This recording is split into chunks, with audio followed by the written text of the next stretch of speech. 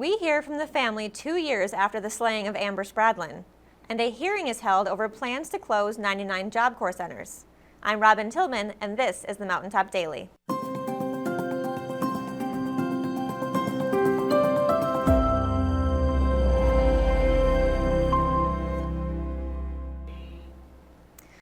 Today marks 2 years since Amber Spradlin was found stabbed to death in the home of Prestonsburg dentist Michael McKinney. Since that time, the case has galvanized Amber's friends, family, and their supporters as they demand justice for her murder. Amber's cousin, Dr. Debbie Hall, has since become a spokesperson for the movement. Sheldon spoke with her to get her reaction to the anniversary and how the case has developed. It has been 2 years since the murder of Amber Spradlin, and a lot has happened and changed in that time. Spradlin's cousin Debbie Hall talked with us Wednesday on the anniversary of Spradlin's death. Yeah, this time last year, we were still waiting for arrests. We didn't know when it was going to happen or if it was going to happen. And, we still had a lot of people in the community who were saying, oh, well, maybe they did, maybe they didn't. And so things were still pretty much up in the air. And it was an unsettling time for us. But then a month after that, we had the arrests. And so here we are a year later from the anniversary. So we're 2 years out, and we've got someone sitting in jail right now charged with the murder. And we have 2 other individuals with 8 felony counts against them for tampering with evidence to try to cover up a murder. And we have a trial date set for December the 1st. So things are moving along. Spradlin was found dead in the home of Prestonsburg dentist Michael McKinney on June 18th of 2023, and Hall said that for the past 2 years, the murder of her cousin has been a point of frustration for her. Ever since this has started, it's just been a black cloud hanging over me, and I stay angry every single day. I've been mad for 2 years, and I'm just so excited that there is an end in sight and that people are going to be forced to answer for what they did and to get it all wrapped up. Pike County Circuit Judge Eddie Coleman issued an order during the last hearing in the case that no demonstrations or protests could be held during the trial. However, Hall said once the case is wrapped up, there will be a celebration. I suppose the next thing will just be once convictions are made and sentences are handed down, I'm planning to do a celebration at that point. But we've made a whole lot of noise, and I think now it's just time to be quiet and let everything else run its course. Reporting for Mountaintop News, I'm Sheldon Compton. Job Corps centers around the country have been given an additional 8 days of life after a federal judge extended the temporary restraining order keeping them open.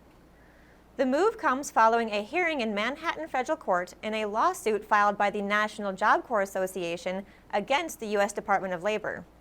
The group is suing over the agency's May 29th decision to close 99 Job Corps centers across the country, including the Carl D. Perkins Job Corps Center in Prestonsburg.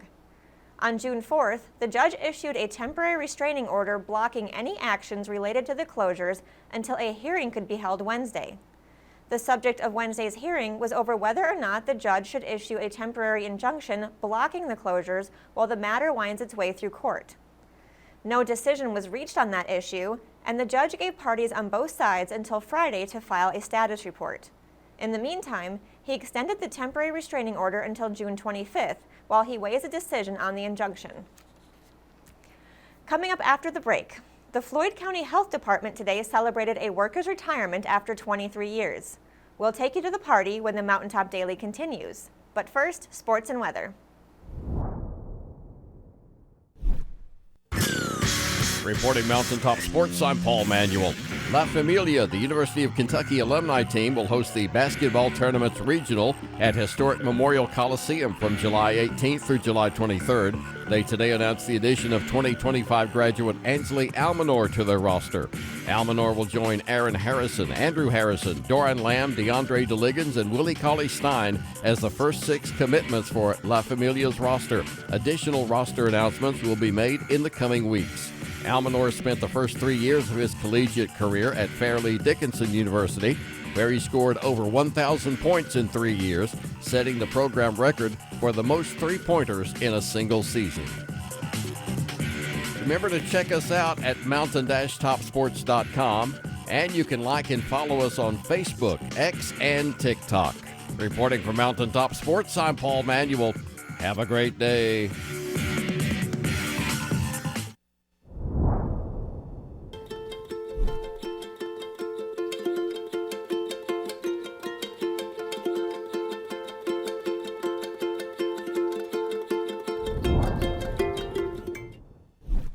When the government took Social Security away from honest Eastern Kentuckians, Attorney Ned Pillersdorf got the hearings declared unconstitutional.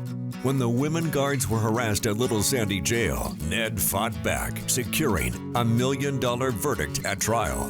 And when the state tried to shut down Cordia School, Ned fought back and kept the school open. Attorney Ned Pillersdorf fights for the underdog, and he's ready to fight for you.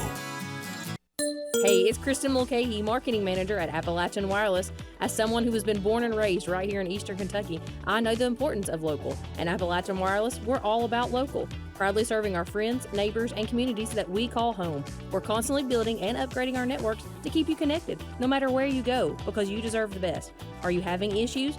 Or maybe just need some phone help? Visit one of our retail locations where we know who you are. We're a company built for you because we are you. We are Appalachian Wireless. The Floyd County Health Department wished a fond farewell to a woman who has worked there for the past 23 years as she headed into retirement. Nick went to the party and got her reaction. One Floyd County Health Department employee was given a proper retirement send-off under the assumption she was attending a Board of Health meeting. When she got to the conference room, 23-year Health Department veteran Connie Hamilton was surprised to see her co-workers had prepared her a party. Mountaintop News spoke with Hamilton to hear her thoughts. It was very exciting, and I felt very appreciated, and it was a very nice honor, and I'm really thankful that that for everyone who put effort forward to making all this so special for me today. It's been a long 23 years, but it's been very rewarding. I've met a lot of great families, and I feel like I have, in some way or another, I've touched the lives of a lot of children in Floyd County. I feel like I've grown a lot over the years, and I feel like the HANDS program has grown, and the health department as a whole has grown and has become a better supporter of the communities. Hamilton says she's had a fulfilling career working for the department's HANDS program, making a difference in the lives of local families. She plans to spend her retirement volunteering and engaging in her hobbies. There is times when you do feel like, that all your effort may not be recognized in some ways, but it's really good to know that that other people are seeing the importance of our program and are recognizing our program throughout the county, and that's really good, and I appreciate that so much, because I feel like the HANDS program is making a big difference, a really big difference in a lot of children. I have lots of things I'd like to do. I'd like to do some volunteer work. I actually would like to do some volunteering at the library, because I think reading is very important for children. And I feel like if they can be a good reader and enjoy reading, then that just opens the doors to everything for them. But just enjoy life.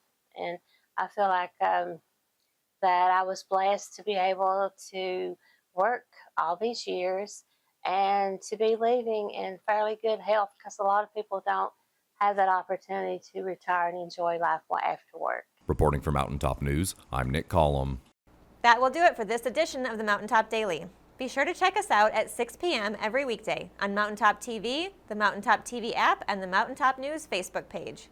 With your Mountaintop Daily, I'm Robin Tillman for Mountaintop News.